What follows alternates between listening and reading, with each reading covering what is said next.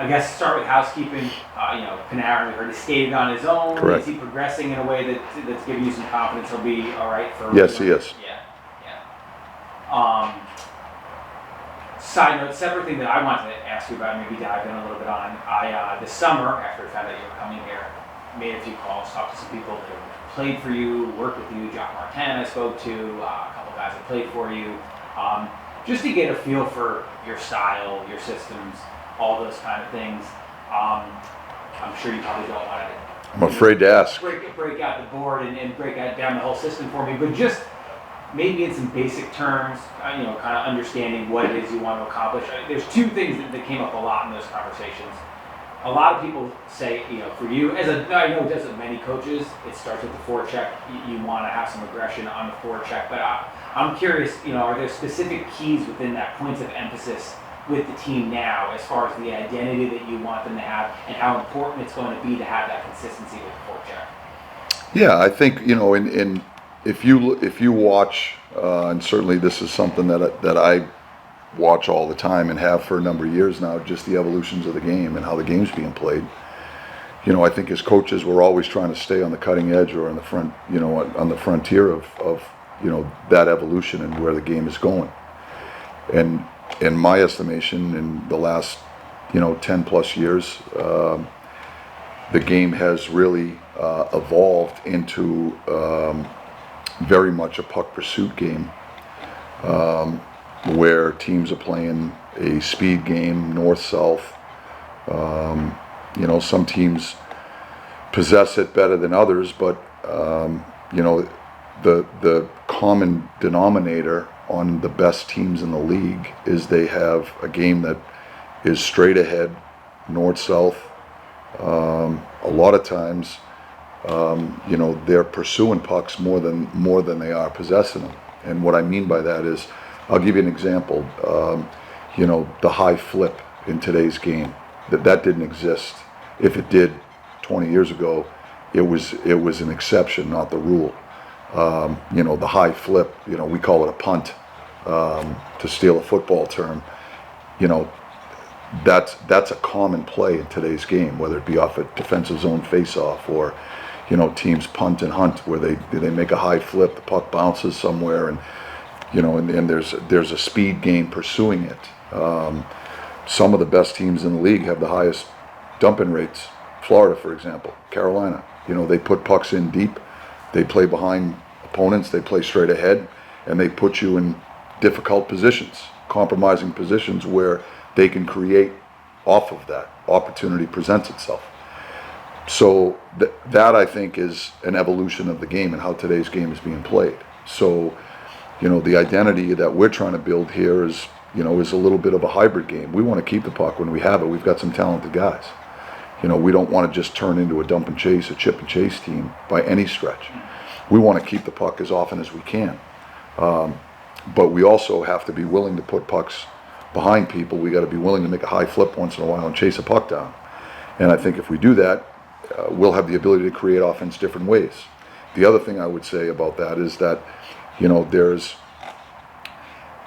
when you look at how the game's played, and you could, on the surface it might suggest that, hey, if we're going to be aggressive up the ice with a puck pursuit game, a forecheck, there might be risk involved. And potentially there is.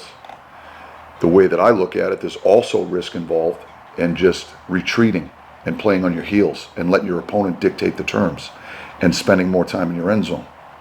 So when you think about team defense, it can take place different ways. It doesn't necessarily just mean in your own end. So I think the best teams, their team defense starts in the offensive zone with their puck pursuit game, their forecheck. They play on top of you. They make it hard on you to earn ice. And so I just think that's the evolution of how the game's being played. Now, there are some teams that have unique identities that might play a little bit more of a possession game. But overall, when you look at the top teams in the league, that's part of the fabric of their identity.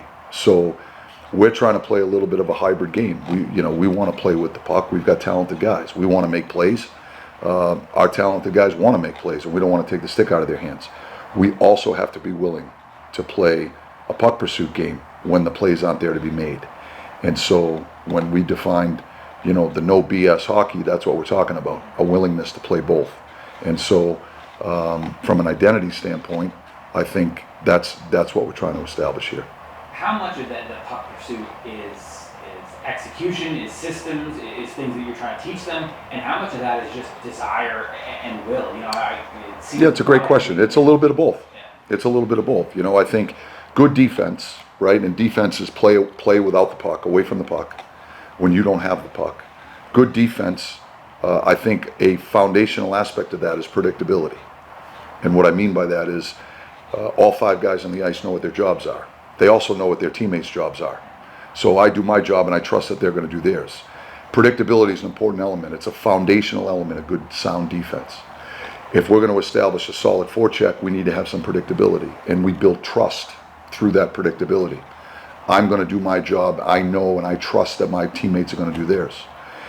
I've always said to the players that isolated pressure is a lot easier to beat than cooperative pressure.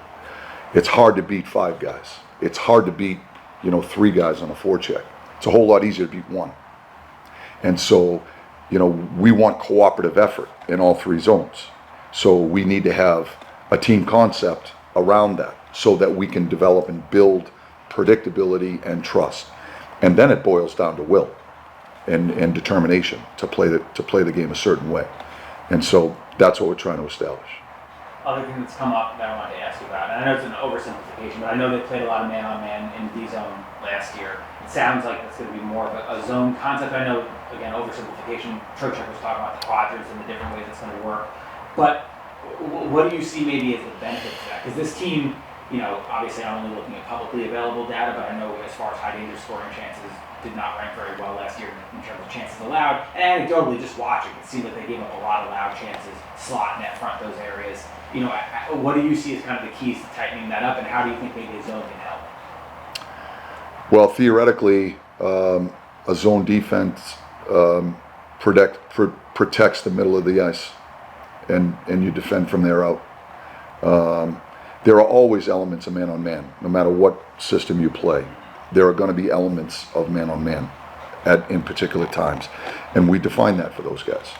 Now, having said that, there's been an evolution in the league where there's more and more teams that are leaning towards man-on-man, especially in the top half of the zone. There are elements of man-on-man no matter what system that you play in your own end. We'll define what those are and how we're going to play that so that we can build predictability amongst our group. So, my feeling on man-on-man versus zone defenses, it all depends on what your personnel group is. If you have a personnel group that you think has the ability, if playing to their strengths is man-on-man, then maybe that's a good fit for particular personnel groups. There are others where maybe a zone defense is a better fit. It depends on what your personnel group looks like. That's what I think. And we do a deep dive into the league every single year with my staff. I have for 10 plus years. We did it again this year in the off season with this staff that we have now. We looked across the league at how other teams play and best practices, so to speak. And we looked at all the elements of the game and try to pick our own game apart, figure out what we think is in the best interest of the New York Rangers, and then we make decisions from there. So I think there are pros and cons to any system that you implement. I think they're all effective when executed properly, the right way. It's a matter of selling a certain message as a coaching staff, teaching it the right way, and then buy-in and commitment to playing the game a certain way. And the onus there, falls on me as the coach. Appreciate it. Sure. One last question. What are your emotions going into your first game as head coach on this side at MSG? I don't know. I get excited anytime we get an opportunity to play in game environments. I think Madison Square Garden's a special place. I'm stating the obvious there. No matter what side you play on, when you have an opportunity to play in Madison Square Garden, it's a unique environment. I think it'll be a much friendlier environment when you're on the right side of it, I guess, and I look forward to that. But having said that, I think there's always great energy in the building. It's a passionate fan base. They love hockey. They love the Rangers. They want to see the Rangers have success. It's a little bit of a double-edged sword because when the Rangers don't have success, they can be hard on us, and deservedly so. So we welcome the opportunity to play in front of the fan base that's here. This franchise is such a storied franchise with the history that's been built, and the fan base is a huge part of that. And so it really is a unique place to have the opportunity to play at Madison Square Garden, and that in and of itself is exciting. But I haven't really thought about it much to answer your question, so I don't know what it's going to be like.